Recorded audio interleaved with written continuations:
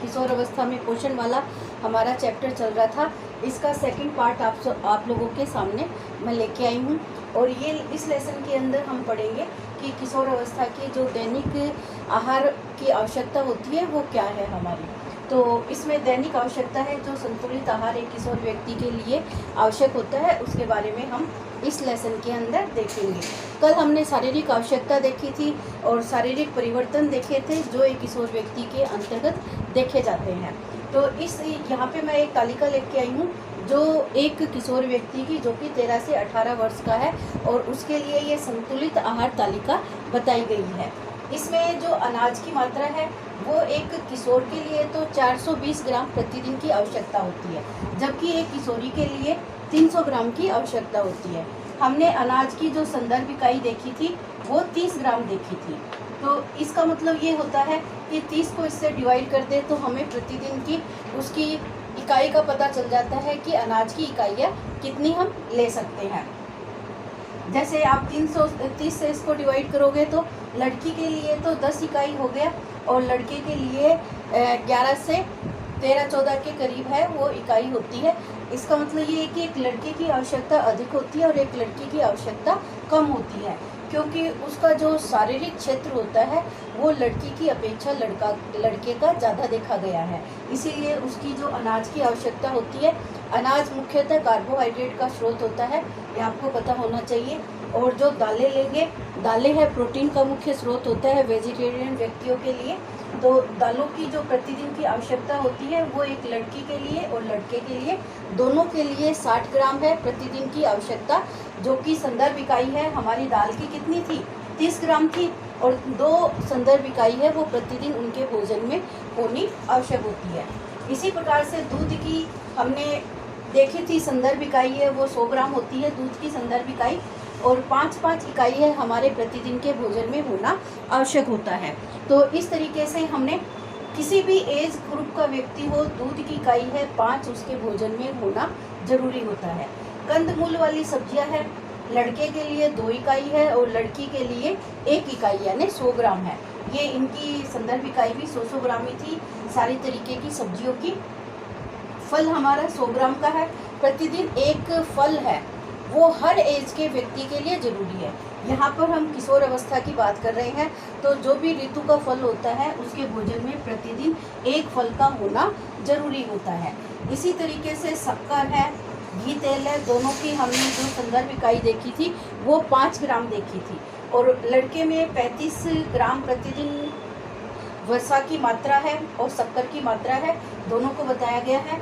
घी तेल यानी वसा जो 25 ग्राम प्रतिदिन उसके भोजन में होने चाहिए, और लड़की के भोजन में भी 25 ग्राम वसा है वो प्रतिदिन के भोजन में शामिल करना चाहिए।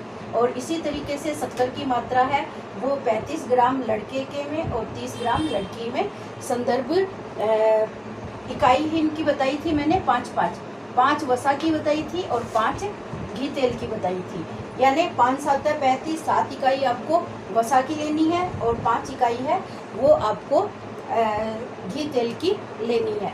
तो इस तरीके से जो हमारी ये सारणी है वो एक दिन की संदर्भ इकाई के साथ साथ मैंने ये तैयार की है, जो संतुलित किशोर व्यक्ति के लिए संतुलित आहार तालिका को बताता है।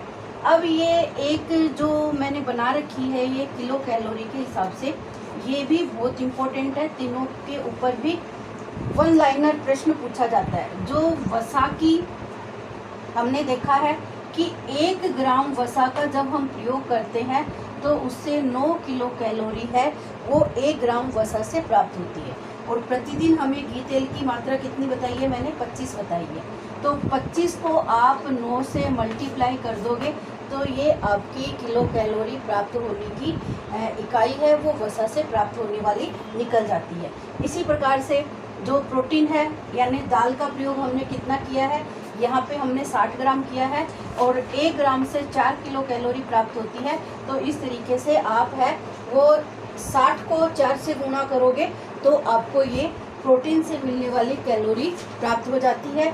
इसी तरीके से कार्बोहाइड्रेट है, जैसे 420 ग्राम हमने कार्बोहाइड्रेट का प्रयोग किया है, तो इसको हम 420 को 4 से मल्टीप्लाई करेंगे तो ये हमारी कार्बोहाइड्रेट से प्राप्त होने वाली कैलोरी, किलो कैलोरी यानी ऊर्जा की मात्रा है, जो कि हमारे आहार में प्रतिदिन है।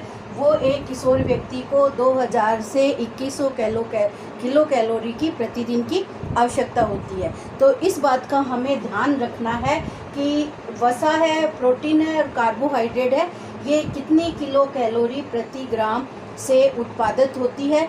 और आपको ये भी ध्यान रखना है और कितना अनाज के ऊपर कितना है, दाल कितनी आवश्यकता होती है, दूध की मात्रा कितनी आवश्यकता होती है, कंदमूल की मात्रा, सब्जी, हरी सब्जियां, घी, तेल कितनी आवश्यकता होती है। तो ये एक किशोर व्यक्ति की पोषण संबंधी आवश्यकताओं को दर्शाता है।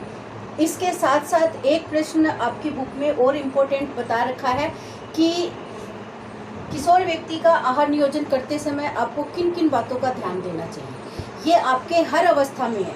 हमने शैशवावस्था में भी देखा था कि एक किशोर व्यक्ति, शैशवावस्था के बच्चे का आहार नियोजन करते समय हमें किन किन बातों का ध्यान रखना चाहिए।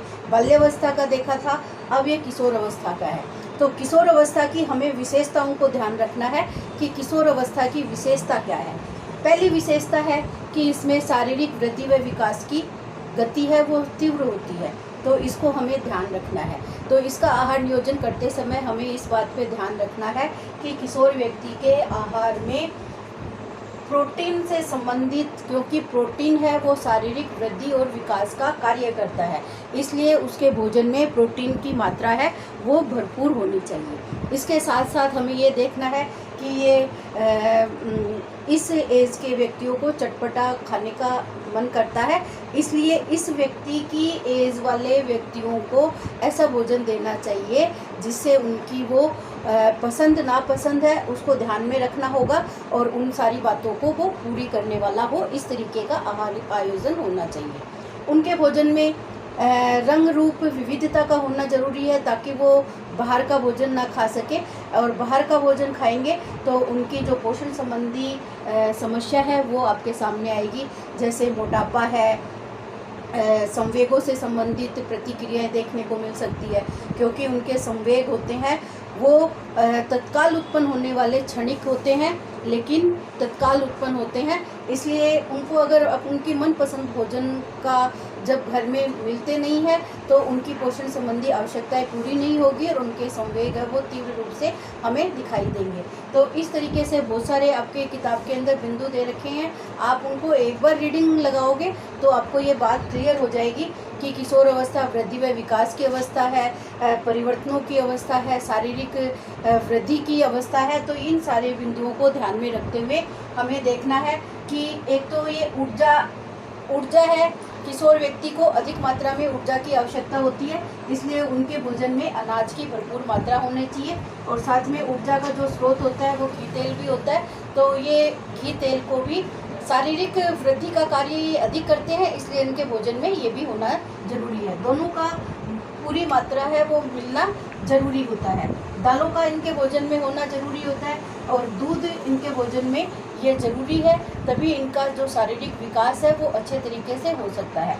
तो आपका ये लेसन है वो कंप्लीट होता है। इसका जो मुख्य इम्पोर्टेंट है वो ध्यान देने योग्य बिंदु है, उनको आपको सारा देखना है, और साथ में ये पोषण संबंधी क्या क्या इसकी आवश्यकताएं होती है और क्या इनके पोषण में समस्याएं आती है, ये सारे बिंदु आप लोगों को देखने ज़रूरी है, ताकि आपके इस लेसन की, ये किशोर अवस्था है क्योंकि 12वीं क्लास वाले बच्चे हैं वो किशोर ही होते हैं, इसलिए एक तो पहला चैप्टर और ये पोषण संबंधी 13वां चैप्टर है, दोनों एक दूसरे से कनेक्टेड है और दोनों पर विशेष रूप से ध्यान देना आप लोगों को ज़रूरी है। अच्छे तरीके से तैयार कर लेना। अगर कुछ भी नहीं समझ में आता है तो आप कमेंट करके या डायरेक्ट आप किसी भी तरीके से पूछ सकते हो। Okay, all the best.